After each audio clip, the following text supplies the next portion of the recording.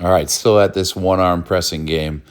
And it's funny. I labeled the reel for this one. Everybody keeps asking me like, "Are you afraid of being lopsided?" Like, nah, man, I'm afraid of being soft. Like, I wasn't gonna take off training, just because of the injury. And like, here's the thing: people need to understand. Like, I think a distal bicep tendon tear is not the hardest injury to work around. So, like, not to take any credit away from myself. Yeah, if you think it's cool that I'm still training, I appreciate that. If it inspires you, I appreciate that. But like, I think more people are worried or think I'm doing something dumb. Like, no, man, it's not that serious. So that was a 90-pound dumbbell. I did 2 sets of 10, and then one set of, I think that was like 23 and a half.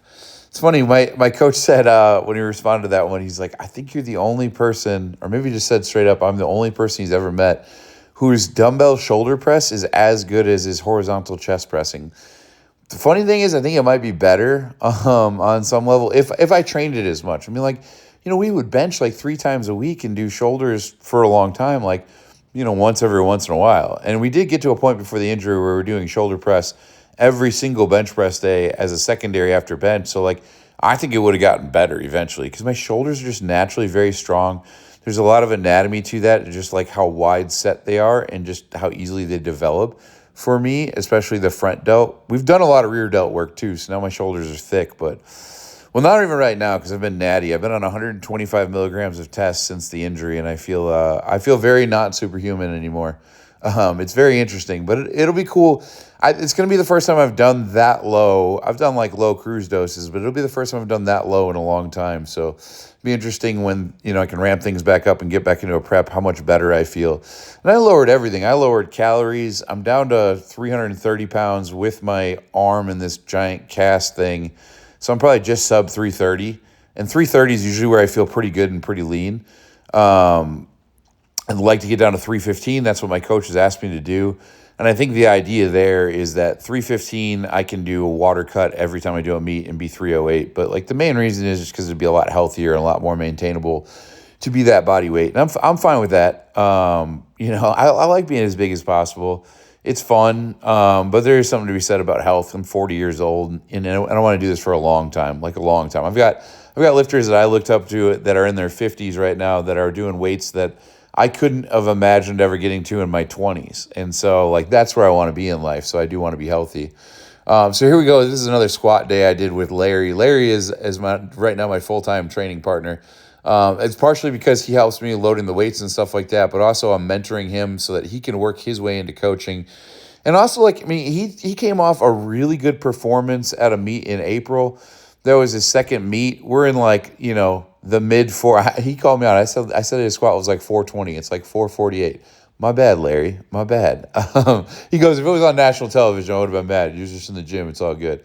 Still, my bad. But Larry's starting to put up some serious numbers, and he's even got some eyes on some rivals, man. We talked about, every once in a while in powerlifting, you can run across somebody that rubs you the wrong way. And I have one right now, and he has one, and it's separate people. And it's like, sometimes you just want to maybe sign up for a meet that they're doing and, maybe just show them what's what. Which is different than when I went against Tomas, who's my actual friend, who did beat me in a 308 showdown. That's different. Tomas is just a really good power lifter, and it was really fun to go against him. So on this day for me, I did 375. That's 375 on there for 3 sets of 10. I mean, this 3 sets of 10 straight up bodybuilding work, which makes tons of sense for an off season like this.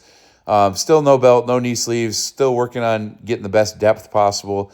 It is very hard with the arm. I will say that the hardest part about squatting with the arm like that is when I get down, I have to like collapse my chest to get everything down because I don't have my hands on the handle, so I can't do that like push up on the handles, chest up thing. Makes the squats harder in a good way. So I was really happy with it. I did get all 3 sets of 10. I thought my depth was pretty good. And then Larry worked up. He wasn't even feeling the best. Super tired. He's got a lot going on. And so like I told him, I was like, look, let's do the game where we're not going to change a lot of plates because he can do 375 on an SSB too. That puts him in that like 92% as far as like what his weight is. Because you got to factor the SSBs, like I think literally scientifically they said it's 11% harder or something like that based on the studies. So he's right in that 92% range. So I told him, I was like, I would love for you to do a single, double, triple, whatever you can do 3 times, right? That was my goal for him. And what he ended up doing was awesome because he went up, he did it the first time, he did a single, and it was like maybe harder than he wanted it to be because he always wants everything to feel really good. And then he hit it the second time, and he got a lot more energy back, and he hit it for 2. And then he goes up and he gets it for a third time. He got 3. And I was like, Larry, like, if we want to think about that, I showed him the math, 92%. And then I showed him, like, dude, you just did 6 reps with 92% of your weight on an SSP, which is harder, and on a day you didn't feel good, if you want to factor that in there. So, like, that's a huge win. That's moving some serious weight for him. And right now, he's not necessarily prepping for any particular meet, although, we're going to figure out something that he can go and do. And he's probably going to do something USAPL. I think that's where his heart is. A lot of my other lifters, myself, I've done 3 federations. It was about to be 4 in the last 3 years, and I've done 5 federations total. So I have no federation loyalty per se. I do like the USPA. I have friends that are meet directors in the USPA that are good people.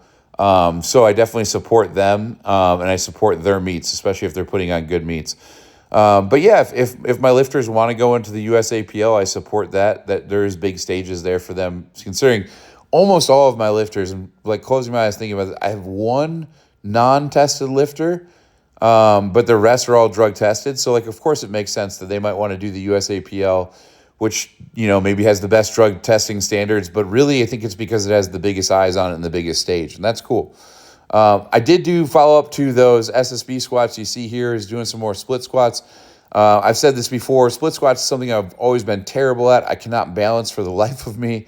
Could not do a lot of weight. I see guys that squat my weight doing like hundreds, 120s, 150 dumbbells on each hand. I'm using a 60 in one hand. One hand does make the balancing interesting, but also like these are just something I haven't historically been good at, so we're really using this time to become good at them, and I'm really happy about that. And it feels like every day I'm improving that I do these.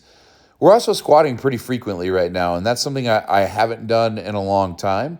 Normally, because if you're squatting heavy enough, it's very hard, especially for me, just to recover from it.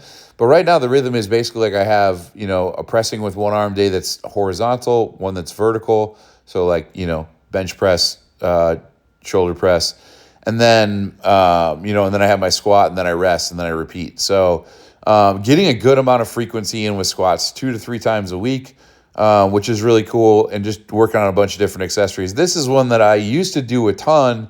I used to do the abduction, adduction, but especially this, legs out, abduction.